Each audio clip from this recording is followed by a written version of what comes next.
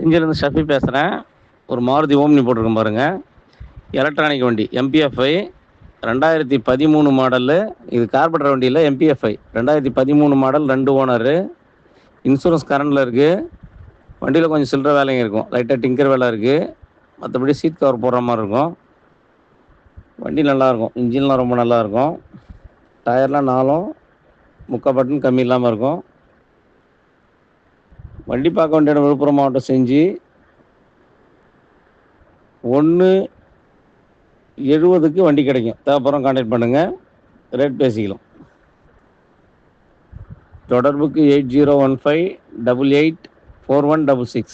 Triple S car Shafi, செஞ்சி, கோட்டை.